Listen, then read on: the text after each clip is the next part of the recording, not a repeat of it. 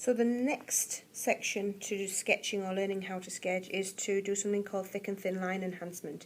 It's a skill that gets you more points in your GCSE exams and in your coursework, and it also helps communicate a little bit better. The spider technique is based on the theory that if you had a spider on your shape, which is 3D, this spider travels around the shape and it helps you remember which lines need to be thick and which lines need to be thin. The principle is, if the spider goes from one surface to another surface and crosses a line, if you can still see the spider on the new surface, that line stays thin. If the spider then crosses another line and goes onto a new surface, if you can still see him, which you can on this surface, it becomes, or stays thin.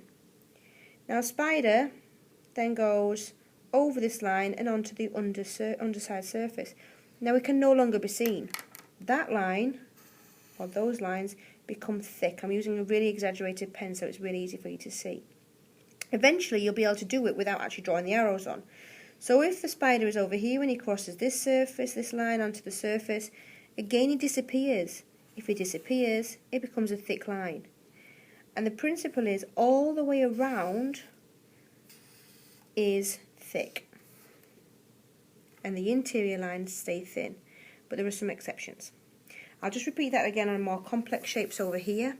So this one, you kind of lose the shape in amongst the crate, which the crate helps us draw it, but now we want to get rid of the crate. It doesn't look all that good. And we can't rub it out because I've done it in pen, so we use thick and thin lines to help us.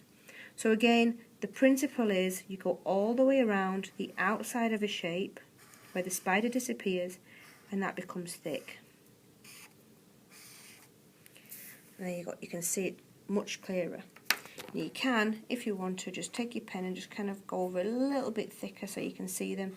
However, only the outside lines stay as thick as they are. And it just, you'll notice now that the original crate kind of disappears. It's kind of, you forget it's there, and that's one of the best things about using thick and thin lines. There are other exceptions. If I had a hollow section in my Toblerone packet, just to show you again how this would work, thick lines all the way around the outside. It's almost like a colouring in book. Now over here, if spider cross onto this surface, you can still see him. Unfortunately, if it goes on the inside of that triangle, we can no longer see him because he's on the inside, so that becomes thick. If he's down here and he crosses this line onto this surface, you can see him, so that stays thin. If it comes round and crosses this line onto that surface, you can still see him again, so that stays thin. So overall, our Toblerone design, we can make them slightly thicker so it gets drawn off the page, and hopefully these crates behind start to get set back a little bit.